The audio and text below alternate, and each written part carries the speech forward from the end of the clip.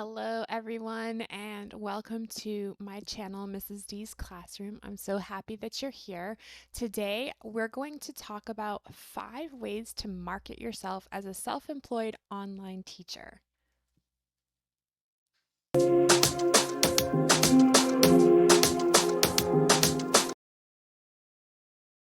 Okay, marketing ourselves. This is a huge part of being a self-employed teacher, and this is something that I admittedly need to get better at as I make this push for independence. So, I'm going to share with you some of the things that I have done and I want to do, okay?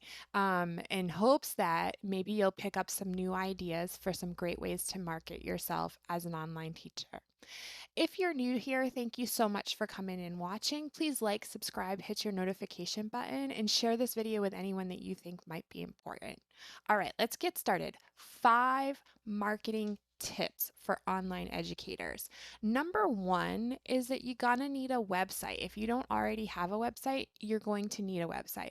My website is stonebridgesacademy.org, and I've created that on Squarespace. Now, Squarespace renews your domain automatically, which is a $20 fee per year. That's not much. It's really not much. And then Squarespace Professional is about 24, $25 a month. And you can pay yearly and get a good rate on that, but it offers you so much, and it's really becoming geared towards educators because it now allows you to offer courses, and there's ways to set up subscription fees. There's ways to have scheduling on there. The scheduling app is a little bit on the expensive side, and I think it's costing me $27 a month for the scheduling app that allows me to have several teachers because I have several teachers that work for me. But you can get the scheduling app for just one person, which is like 17. I don't know have the exact numbers, and I'm sorry about that, but it's going to be like $17 a month or something like that. And with that, you're able to offer subscriptions and a beautiful scheduling setup. Now, you can go look at all of this on my website. So you can offer live classes, you can offer asynchronous classes, you can give information about yourself on that website. Now, your website, it has to look professional, okay? So look at other websites and see how they're doing and what you like and what you don't like. Show your expertise on the website. Don't be afraid to talk about your experience and the things that you do well and, upsell yourself. Now, don't go overboard where someone's like, oh, this person's full of themselves, but it's important to get your expertise and your experience on there and make sure to list the courses that you have available. The ones probably that you have found to be most popular are the ones that you're going to want towards the top of your list. And the other important thing to do is make sure you're working on your SEO, your search engine optimization. That has to do with putting keywords all over your website so that when someone is searching for something specific, it will pull those keywords from your website, and your website will be displayed in the results. Okay, so if you need to learn more about SEO, I really recommend that you do this because it is very important when you're creating your website. The next step, number 2, is to get active on social media. Now, this is something that is really hard for me to keep up with because I have so much that I'm currently responsible for. I really need to hire somebody to do this for me. But, anyways, besides that point, you need to get active. We all need to get active on social media such as Facebook, Instagram, LinkedIn, Twitter, and Pinterest. Okay. Pinterest. We don't think about Pinterest a lot because um, it's just not something that, we go towards for marketing, but it's really important. Like, how many Pinterest things have you pinned, right? So it's exposure to your brand, it's exposure to your company, it's exposure to your classes. So you just put, and on Canva, of course, you can resize all of these things that you create, and then it's easy posting onto these different social media sites. So that is an important thing to get into routine, right? And like I said, I am horrible at it. But make sure too when you're creating these things that they're high quality, that they're free of errors, that they look really good and professional and inviting, that you're drawing people in to look at your ad, maybe, asking a question, presenting a problem with a solution, giving a this versus this. Those are things that people like will look at. And so you want to be creative in the way that you're producing your content for social media and making sure that it's high quality, because if it's not high quality, it's going to be clicked by or scrolled by. So on Facebook, this is where I have done my most marketing, but there's several aspects to it, several layers to it. So on Facebook, we want to have a business page, and those are completely free. And so on the business page, you're posting maybe your courses, you're posting maybe some educational tips for families, maybe a video, something funny, just being engaged on that Facebook page and sharing it with people and trying to get it to be active. And besides that, you can get into online groups, Facebook groups, and those are really helpful because you can advertise in some of them.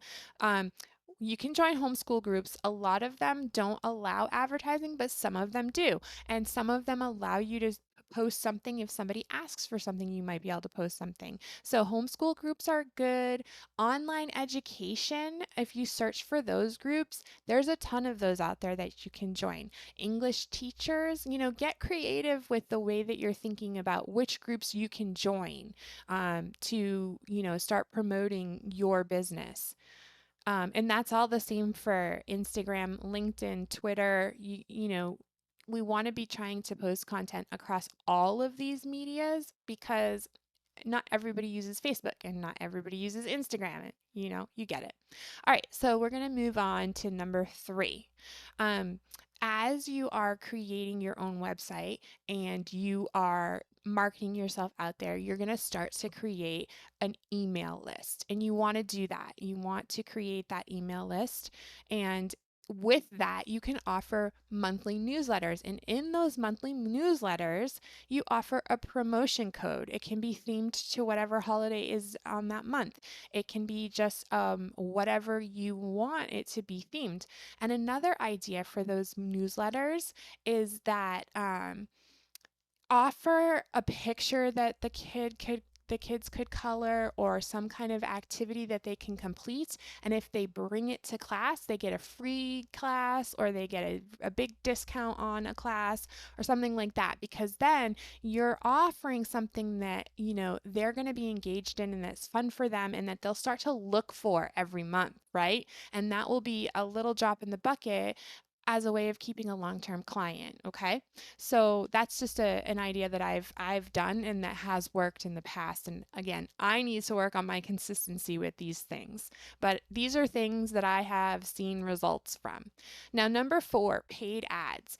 Now, this is something, it's hard because when we're starting out, we don't want to necessarily be paying money for all of these things, but paid ads are useful. I have done them on Facebook, and I do see an uptick in my enrollments when I do them, and I'm not sure it's coincidental. It's tough to do them, I'm an Outschool teacher. It's tough to do them with Outschool links because if they're new to Outschool, they have to sign up for Outschool, which brings them to a different page, and then they lose your class and they might actually go somewhere else. And you may get a referral bonus, which to me, I don't know, that's a whole separate video. But it's not lost when we're self-educators, or when we're self-employed educators and we're creating a website and we have a course listing on that website.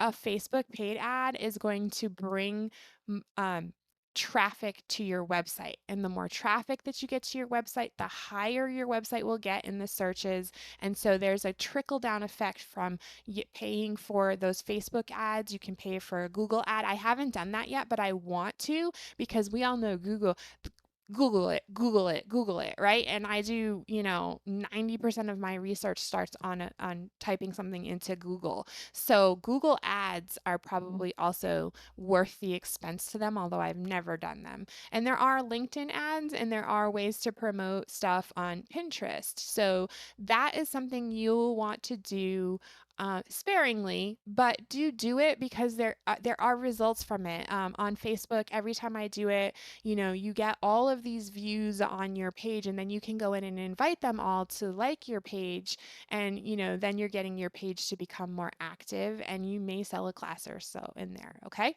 so number 5 are referrals. One of the best ways to market our business is not, I mean, it's through things that we do because we offer high quality courses, great customer service, all of those things that make people come back to our class, and then they start to talk about our class. So that's the word of mouth advertising. And then what you want to do is to bring up that word of mouth advertising is offer a referral program. If you bring a friend to class, or if somebody says they found out about you through them, right? Through an existing student, that student and maybe this new student get a free class, okay, or get a great discount on a class. Make it worth it for them to start talking about you, right? Because they're going to get something from it if they talk about you. It's a referral program just like any other referral program. We as teachers on certain platforms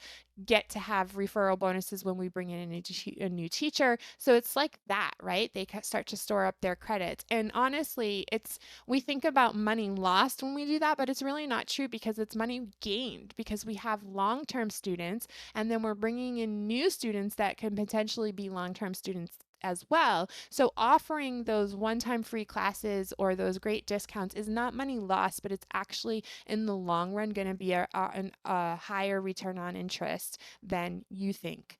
Okay, so those are the 5 marketing ideas: website, social media activity, email lists, paid ads, and referral programs for your current students. Hopefully, those tips were helpful for you. Thank you so much for watching. Like, subscribe, hit your notification button, share this video with anyone that you think might be useful for, and leave me some love in the comments. It makes my day every time. All right, everyone, I'll see you in the next video.